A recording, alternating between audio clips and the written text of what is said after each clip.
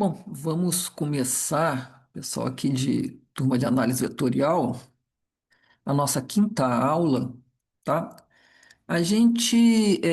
Na aula anterior, a gente apresentou a integral de trajetória da função escalar, né? Que é a seção 6.1 do livro que a gente está adotando como texto básico, né? O livro da Diomara.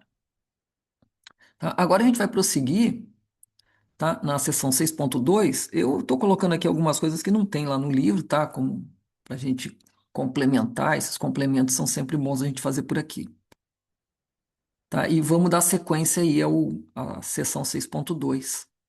E no final, uma pequena lista de exercícios que vocês já vão poder fazer a partir dessa aula. Pessoal, agora a gente vai começar a focalizar um tipo de função, de funções, digamos assim, é o campo de vetores. A gente já viu, né, o que que era uma trajetória, também é uma função de funções, né? Aquela gama de t que dava as posições e velocidades em função do tempo, né, que é também uma função de funções. Agora a gente tem uma coisa muito importante, que são os campos de vetores.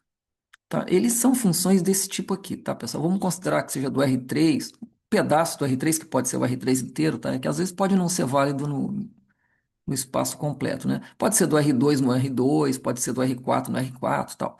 Vamos considerar aqui, né? As generalizações são facilmente encaminhadas, né? Vamos lá. Vamos começar então. Ela é uma função que atribui a cada ponto do espaço, né? Lá x, y, z, um vetor que vai ser, cuja primeira componente é f1, cuja segunda componente é f2, cuja terceira componente é f3. No caso, no plano, né, seria f de xy igual a f1 de xy, f2 de xy. As generalizações são simples, tá? Bom, esse tipo de função, né, campo de vetores, elas estão associadas a aspectos importantes da física, né, e que são muito usados em tecnologia. Então, podem ser campos de forças, tá certo? Ou seja, esses vetores podem ser vetores força, né? Podem ser campos de força, né? Tem uma pequenininha diferença, né?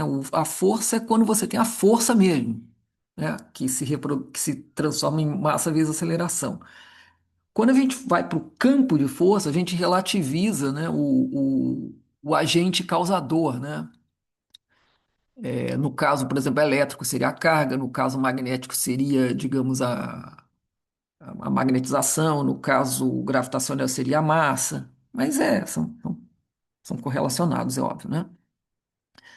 Podem ser campos de momentos, podem ser campos de pressão, tá? Eu esqueci de colocar aqui, que é um tipo de força, né? Força dividida por área. Pode ser campos de pressão, pode ser campos de velocidade, né? Escoamento de um fluido se descreve assim, né? Como se fosse um. Podem ser gradientes diversos, tá? Gradiente de temperatura também vão gerar campos de propagação, etc. A gente vai aprendendo, né? A gente vai familiarizando com os diversos exemplos, tá? Vamos começar, pessoal, aqui com um caso muito simplesinho. Deixa eu só testar aqui o microfone, porque eu estou com medo que esses microfones dê problema, que já deram na outra vez, eu tive que gravar a aula toda de novo. Alô, alô, parece que está funcionando. Então, vamos lá. Então, estamos aqui, gente, ó. O nosso primeiro exemplo, tá? Vamos considerar um campo A do R2 no R2. Esses campos do R2, eles são muito bonitinhos, eles ajudam a gente a entender bastante, tá? Então vamos com bastante calma. Eles são mais fáceis de visualizar aqui os plots dele, né? Então, vamos lá. O campo A, ele pega o R2 e leva no próprio R2, tá? Ele é caracterizado por isso aqui. A de xy, a primeira componente é fixa 1 e a segunda componente é fixa 2. O módulo, né, todos esses vetorizinhos aqui têm módulo raiz de 5, são todos iguais. Isso é um exemplo mais simples de um campo constante. Está aqui um plot dele, esse plot não está proporcional, tá? Como vocês podem ver aqui, mas tudo bem. Ele aponta, tá? Todos eles apontam na direção 1, 2, tá? Se isso aqui fosse um campo de forças, né, em cada ponto em qualquer ponto você teria a mesma força te empurrando naquela direção 1, 2 com magnitude raiz de 5. Tá aqui um plot dele, né? Simplesinho. Vamos para o nosso segundo exemplo. O nosso segundo exemplo também é um campo constante, mas agora já é um campo mais realista, tá? Vamos considerar que G é um campo dentro de uma sala. Esse U, digamos, pode ser a nossa sala de aula aqui, tá? Pertencente ao R3 no R3. Então ele vai transformar cada ponto dessa sala, tá? Num vetor força que, né, essa aceleração da gravidade que aponta para baixo, por isso o sinal de menos, né? O campo de forças aqui na nossa sala de aula, por exemplo, né? A magnitude é 10, tá? É o campo gravitacional numa pequena região próxima à superfície, por exemplo, a nossa sala de aula aqui. Então aqui a gente tem um plotzinho, tá? E todos os vetores apontam para baixo, tá? Qualquer ponto da sala que você tiver, os vetores apontam para baixo com magnitude 10.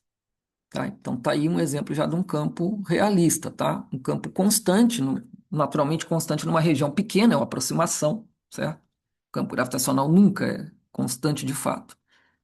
Mas numa pequena região, tá? Ele se comporta aproximadamente constante.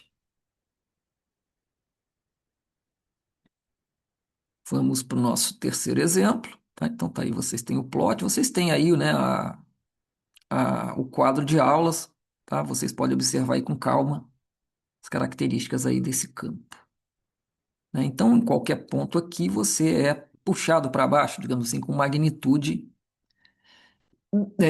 10 vezes a sua massa, né? Essa que é a diferença num campo, né? Aqui você não tem a força, você tem um campo de força. Para ter a força, você tem que multiplicar pela sua massa. Para cada objeto diferente, você vai ter a força diferente.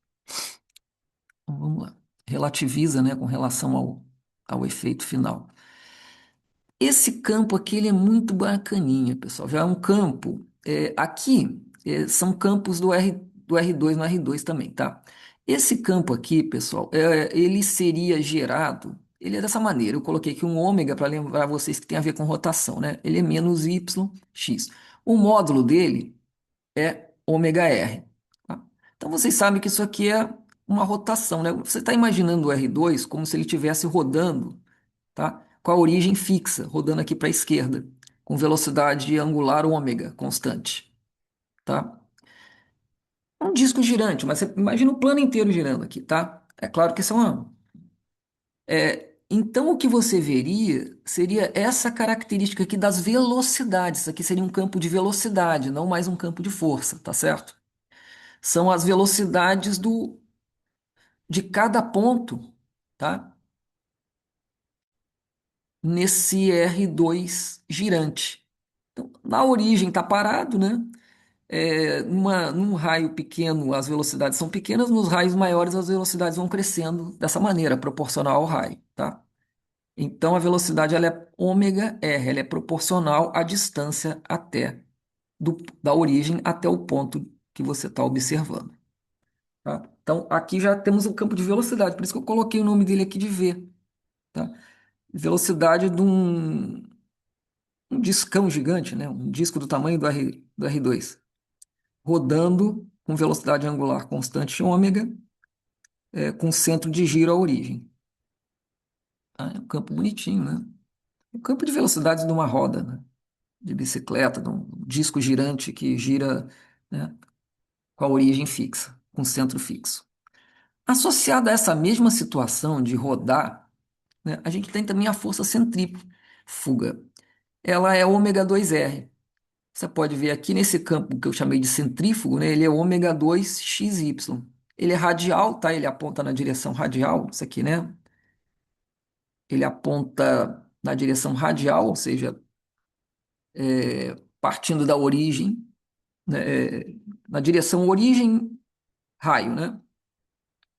E essa força centrífuga, vocês sabem que ela é ômega 2R, então tá aqui, né? Então, na origem ela é zero, né? Quando você está num disco girante, você sente essa força centrífuga aqui. Novamente, agora voltou a ser um campo de força. Esse tipo de força é chamado de força de inércia, tá? Esse tipo de força é chamado de força de inércia. Se você está num disco girante, né? Quanto mais longe da origem você está, maior a força centrífuga, né? Maior aquela sensação de estar sendo jogado para fora, né? Quando o disco está girando. Então tá aqui uma característica, um plot dessa situação. Você vê que é proporcional à rotação, né? À velocidade de rotação.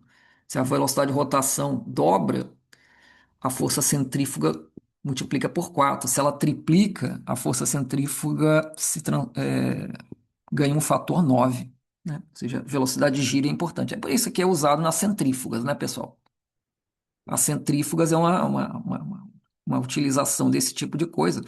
Você consegue fazer a velocidade angular aumentar muito, com isso você cria uma força aqui muito intensa que favorece a, a decantação, né? Favorece a separação de é, a separação daquela amostra em maior densidade e menor densidade. Quem tem maior densidade fica acumulado, né, na região mais afastada, quem tem menos densidade fica acumulado na região mais próxima aqui. É muito usado em laboratório, muitas coisas, né? Muita tecnologia usada nisso aí. Vamos prosseguir aqui com outra, parente dessa aqui agora, né? Essa que eu chamei de W. W, ele é um campo do R2 no R2, só que agora a origem não está contemplada, tá? Eu tenho que tirar a origem porque não está definida.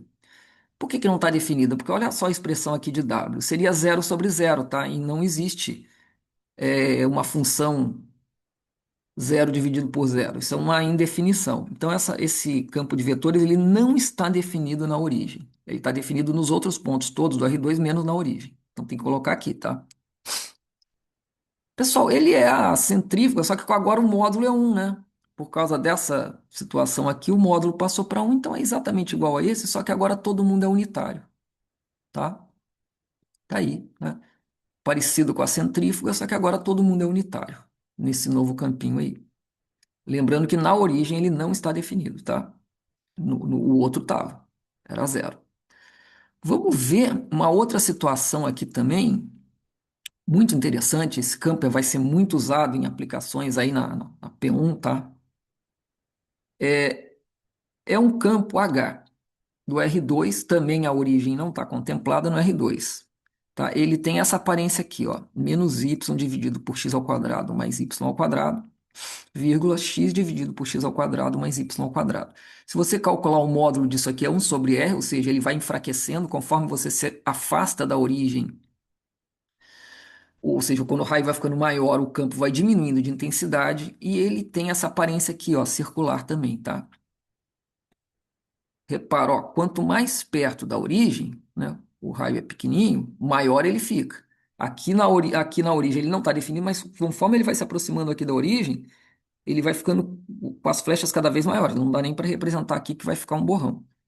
Tá? E conforme você vai se afastando, vai diminuindo de intensidade. Olha, você percebe claramente a diminuição de intensidade 1 sobre R, né? Esse campo é muito importante, tá, pessoal? Ele tem muita aplicação aí. A gente até vai trabalhar com ele ainda nessa aula. Um cálculo interessantinho aí. É um campo muito bonito. Repara que os vetores são tangenciais às circunferências, tá? São tangenciais às circunferências. Igual esse aqui também, né? Esse campo aqui na frente, né? Esse aqui também era. Ele tangencia circunferências também. A diferença é que enquanto que esse aqui aumenta proporcional a R, né? Esse outro aqui diminui inversamente proporcional a R. Tá aqui. Esse campo é muito interessante. O que é que ele poderia estar representando assim, aproximadamente, né? Aproximadamente, ele poderia estar representando uma piscina muito rasa, certo? Grande, enorme, uma piscina muito rasa e muito grande, onde o centro dela fosse um ralo. O que você veria mais ou menos o movimento do redemoinho, né? Seria mais ou menos isso aí, num tempo, numa fotografia, né? Uma das possíveis interpretações, né? Ou seja, também um campo de velocidade de escoamento de um fluido. Superficial, mas sim. Vamos ver esse exemplo agora, pessoal. Isso aqui é um exemplo tridimensional, então um exemplo simples, é o campo elétrico devido a uma carga Q positiva, pontual, que se localiza na origem do R3. Esse campo também não está definido na origem, tá? Porque vai dar zero sobre zero. O raio é a distância do centro até o ponto de observação, que é isso aqui, né? Raiz de x ao quadrado mais y ao quadrado mais e ao quadrado. O módulo desse campo ele é proporcional à carga e inversamente proporcional ao quadrado da distância, ou seja, quando a carga aumenta, ele aumenta. Quando a distância aumenta, ele encolhe, encolhe bem rápido, tá? Encolhe com 1 sobre r ao quadrado. O campo gravitacional da Terra, por exemplo, visto de longe, também é parecido com isso, né? Porque também tem decamento 1 sobre r. Aqui nós temos um plot desse campo, né? É como se a carga estivesse aqui na origem, tá?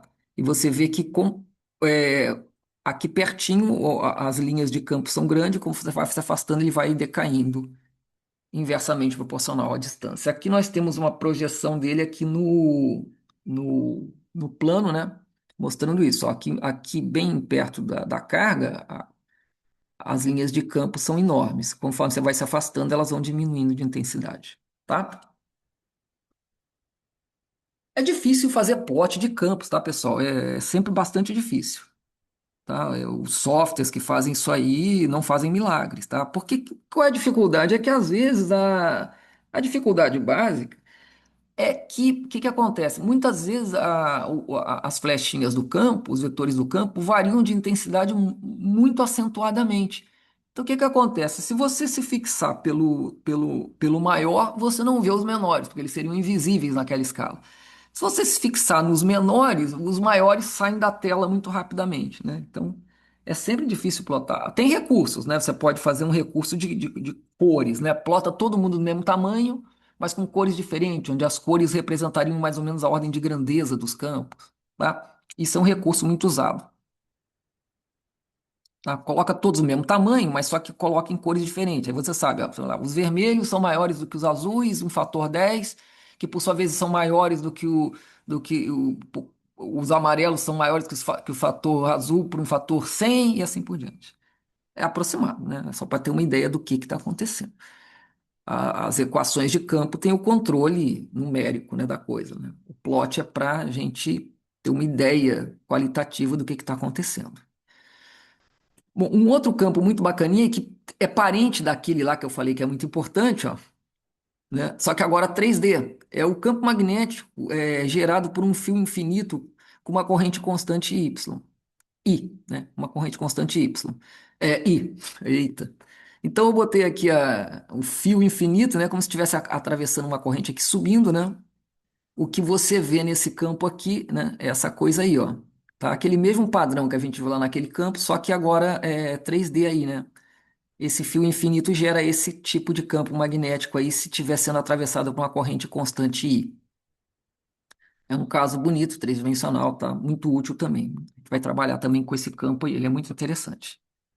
Tá? Esse é um dos primeiros situações onde as pessoas começaram a observar, né, no passado aí, né, que a corrente elétrica ela também gera campo magnético. Não era só os ímãs que geravam campo magnético, né?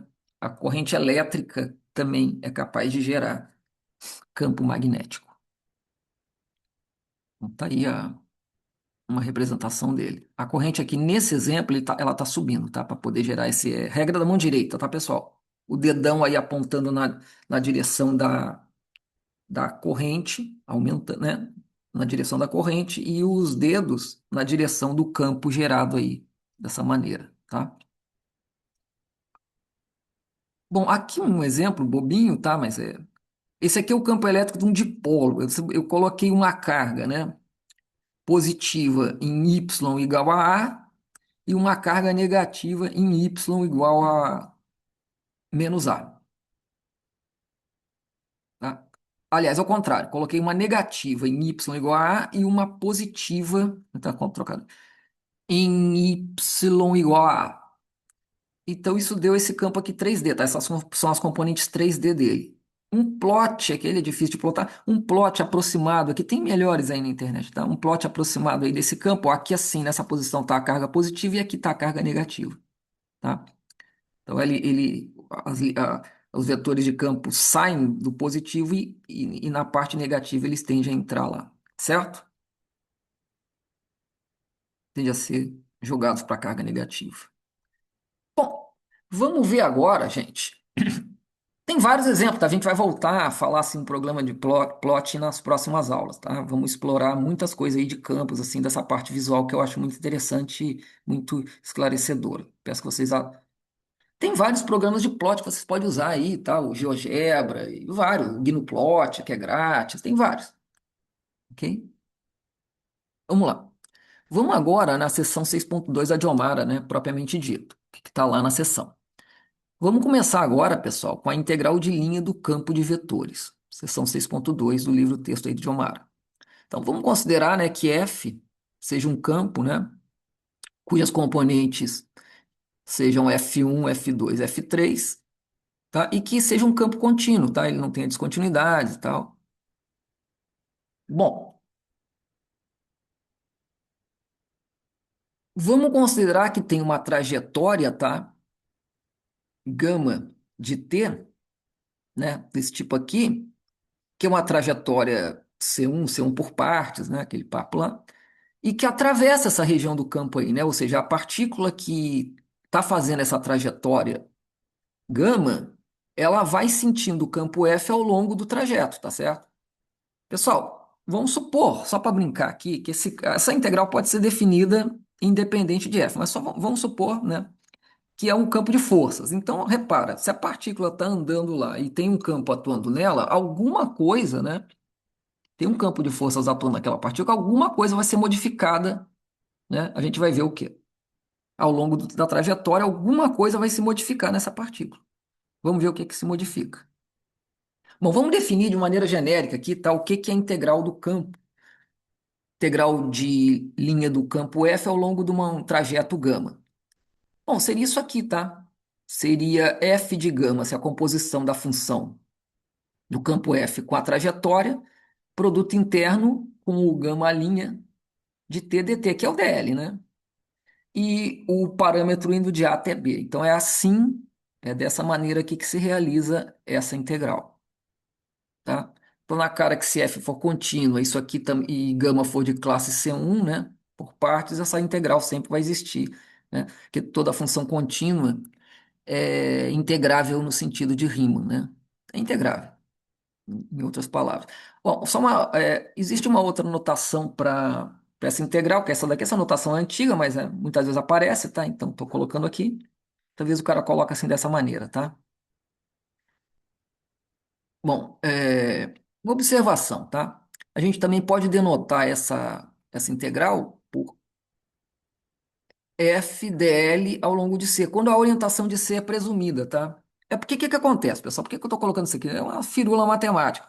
É porque se você andar num certo sentido, essa integral vai dar um valor. Se você andar no sentido oposto da trajetória, vai dar menos aquele valor, tá? Então, só isso que está em jogo. Vamos colocar logo exemplo, gente. Eu sempre gosto de trabalhar logo com exemplos, porque, certo? É o que a gente precisa para fixar as coisas. A nossa mente ela é muito de exemplos.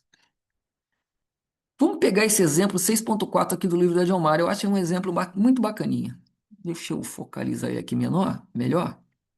Vamos lá. Então, o exemplo 6.4 do próprio livro texto. Olha só, ele considera essa função f, né, esse campo f planar, dessa maneira aqui, ó, x2 menos 2xy, vírgula, x3 mais y.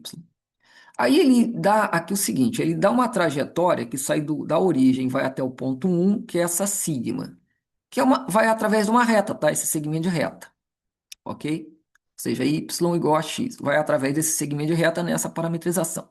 Ele dá uma outra parametrização que eu chamei aqui de eta, que vai aqui por essa outra curva em verde. Ela é dada por essa expressão aqui, ó, T2, T3, também com T variando de 0 até 1. Ela sai da origem e chega aqui no ponto 1, 1 também. Só que ela vai por essa outra curva aqui, ó. Essa outra curva tem a equação cartesiana y ao quadrado igual a x ao cubo. Bom, olha só, ela sai da origem Ambas saem da origem e ambas chegam até o ponto 1, tá? Mas veja, não existe nenhuma obrigatoriedade delas serem iguais, tá certo? Por quê? Porque cada uma passa por pontos diferentes, onde o campo é diferente. Então, não se espera igualdade, tá? Ao contrário, se espera que sejam diferentes e vai ser realmente diferente. Vamos lá, ele pede então para calcular os dois casos, tá? Aqui eu já calculei a velocidade para sigma e a velocidade para eta, tá? Então é só substituir, né, gente? Olha lá. Vamos fazer para sigma. É o f de gama de t, só substituir o t, x igual a t, y igual a t aqui, né? Eu peço para que vocês aí refaçam com calma. Então, deu isso, ó, T2 menos 2T2, vírgula T3 mais T3, aqui, produto interno com a velocidade. Faz o produto interno, simplifica, resulta nisso aqui. Agora, a integral simples disso, né? T3 sobre 3, menos T3 sobre 3, mais T4 sobre 4, mais T2 sobre 2, entre 0 e 1. Em 0, todo mundo morre. Em 1, soma essas frações, você obtém 5 sobre 12. Tá? Eu peço que vocês corrijam, confiram, tá? E vejam isso aí. Isso aí que tá na apresentação do livro da Diomar, tá? Você pode também ler por lá. Seção 6.2. Agora vamos fazer para o outro, tá? Agora vamos fazer para o outro, que é esse eta. Então, no lugar de x, você vai colocar T2 e no lugar de y, vai colocar T3. E na velocidade, você vai colocar 2t, 3t2. Então, tá aqui, ó. Substituindo aqui no campo, né? E substituindo aqui produto interno com a velocidade, faz o produto interno, pá, simplifica. Chegamos a essa situação aqui, tá? 5 sextos T6 menos 4 sétimos T7 mais 1 terço T9, integrado entre 1 e 0. Isso vai dar 25 sobre 42, diferente, né? Naturalmente. Né? Vamos ver aqui agora uma outra. Vamos pegar uma outra parametrização para a curva eta, tá? Essa agora, y2 igual a x3. Só que vamos pegar essa outra aqui, ó. Também é uma possível. Olha, se você colocar x igual a t, naturalmente o y é t ao cubo sobre 3, tá certo? Ok? Essa parametrização, a rigor, tem um probleminha no zero, mas não vai contar porque é um ponto isolado.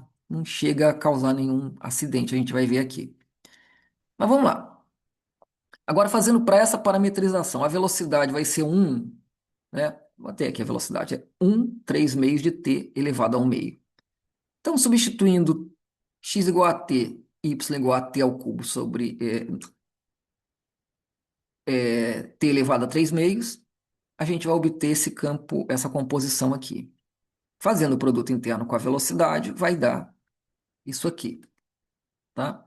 Então, trabalhando simplesmente aí nisso aí, a gente obtém essa última expressão, peço que vocês confiram, integrado entre 1 e 0, vai dar novamente 25 sobre 42, tá certo? É aquilo que a gente estava falando da outra vez lá no caso das funções escalares, né? No caso do comprimento de arco. Se você trocar uma parametrização por uma outra equivalente, a resposta tem que ser a mesma, né? Veja que essa integral aqui, ela não depende da velocidade, ela depende apenas da trajetória. Ok? Então, se você fazer em velocidades diferentes, não vai mudar nada, desde que você passe pelos mesmos pontos a mesma quantidade de vezes, como a gente já frisou aí numa aula anterior. Bom, vamos agora para aquele exemplo importante, pessoal. Vamos aproveitar aqui para treinar, né? Aquele exemplo importante, daquele campo H menos y sobre x ao quadrado mais y ao quadrado, x sobre x ao quadrado mais y ao quadrado. Vamos fazer a integral dele ao longo de uma circunferência de raio A, com t variando de 0 a 2π. Tá? Então, calcular HDL em sigma. Bom, fazendo a composição, pessoal, eu peço para que vocês observem aqui os detalhes, né? No lugar de x, você vai colocar A cosseno t, e no lugar de y, você vai colocar A seno de t. Então, dá isso aqui. Essa parte de baixo aqui se simplifica, né, pela identidade trigonométrica, vai dar simplesmente um A, né, cortando com A de cima. Então, a composição do campo com a trajetória circular fica menos seno t sobre A, cosseno t sobre A. A velocidade vai dar menos A seno t, A cosseno t, fazendo o produto interno né, composição do campo com a velocidade, você vai obter o número um. Milagrosamente, não depende do raio, né? Olha só. Então, essa integral dá 2π, tá? Ou seja, quando você integra esse campo aqui ao longo de qualquer trajetória circular centrada na origem, não independente do raio, pode ser qualquer uma, o valor vai ser sempre o mesmo, 2π. Esse resultado é muito importante, tá, pessoal? Refaçam isso aí com calma e guardem. Vamos agora para o nosso exemplo 3. Esse é um exemplo simplesinho também, tá? Esse daquela maneira clássica lá que os matemáticos gostam de fazer integral, né? Essa integral aí de linha do campo. Muitas vezes ela se apresenta assim. Então, nesse caso aqui, ele pede x2 dx menos xy dy mais 1 dz, onde o sigma é essa parábola aqui, tá? Z igual a x2, y igual a zero, que varia de menos 1,01 até 1,01. Tá, a gente pode usar o próprio x como parâmetro, tá, pessoal? Então, vai ser x igual a x, y igual a zero, z igual a x2. Fazendo isso, então, aqui vai dar x2 dx, né? O y é zero, então aqui zero. O z é x ao quadrado. Então, quem é dz? 2x, dz é 2x dx. Tá? Então, soma aqui, porque está tudo em dx. Integrado aqui naturalmente, né? Vai de menos, o x vai de menos 1 até 1. Então, menos 1 até 1. Integra isso, vai dar 2/3. Tá? Simplesinho aí para vocês. Refaçam aí com calma para treinar, ok? Vamos lá. Propriedades da integral de linha de um campo. Bom, ela é linearidade, né? Se você somar dois campos, é a mesma coisa que somar as integrais dos campos individuais. Se você pegar um campo e multiplicar por um número real, é a mesma coisa que pegar a integral do campo e depois multiplicar pelo aquele número real. É linear, né? Integrais são lineares. A aditividade, né? Se a curva C for uma união de subcurvas, você pode fazer a integral em C, fazendo a integral de cada um dos pedaços e depois somando, né? Então, é simples isso aqui, propriedade aditiva da integral de Riemann. Bom, se F for um campo de forças, essa integral aqui, né, ao longo da trajetória C, é o que a gente chama de trabalho total que o campo exerce sobre uma partícula que executa aquele trajeto, tá certo? Então, se o campo for um campo de forças, a interpretação daquela integral é trabalho. Aquela integral tem outras interpretações também, tá? Quando o campo não é de forças. Por exemplo, quando o campo é de velocidade, escoamento de um fluido, ela tem a ver lá com aspectos lá importantes do escoamento, né? A vorticidade, essas coisas, né? Isso aí num curso específico de escoamento de fluido a gente pode ver com calma. Vamos ver o efeito aqui do trabalho, aquilo que eu falei. Afinal, se o campo é um campo de forças, o que que ele faz? Essa integral, né, vai te dizer o que que o campo de forças faz sobre uma partícula que anda naquela trajetória lá sujeita ao campo. Então vamos pegar aqui F, né? Na lei de Newton, né? Força igual a massa vezes aceleração. A aceleração é a segunda derivada, né, pessoal, da parametrização, né? Se a parametrização é essa daqui, né? Buenas, então FdL, né? Então, só que F é massa vezes aceleração. Coloquei aqui. Integrado de A até B, né, na parametrização. Produto interno com gama linha de T. Então, é essa integral que está rolando nos bastidores, né? Você pode observar que essa expressão aqui pode ser escrita assim, como um meio, né? O m é constante, passa para fora, de d dt dessa expressão aqui, gama linha, produto interno gama linha, integrado em dt. Ora, isso aqui, pessoal, é simplesmente a velocidade escalar, tá? Ao quadrado. É o quadrado né, da velocidade escalar, velocidade do velocímetro. Então, eu coloquei aqui v ao quadrado de t. Só que aqui você tem a derivada e a integral. Então, a integral da derivada é a própria constante, né? É a própria função. Então, pessoal, isso aqui é um meio de m v ao quadrado calculado no instante final, menos um meio de m v ao quadrado calculado no instante inicial. Ou seja, o que que o trabalho de uma força faz numa partícula que se move ao longo numa trajetória sujeita àquele campo de forças? Varia a energia cinética, certo? Então, se a energia cinética final for maior do que a energia cinética inicial, o trabalho é positivo. Se a energia cinética final for menor do que a energia cinética inicial, o trabalho é negativo. E se, por acaso, né, no somatório geral, elas forem iguais, o balanço total de trabalho é nulo, tá? Eu peço então que vocês agora façam essa pequena lista, tá? Seção 6.3. Eu quero que vocês façam o exercício 4, os itens A, B, C e H são integrais de linha e o exercício 6, tá? Ótimo, bons estudos, a gente vai prosseguindo aí via videoaulas, tá bom? Qualquer dúvida a gente pode fazer, podemos fazer uma aula de dúvida a qualquer hora, ok? Uma boa sorte aí nos estudos, espero que todos estejam gostando.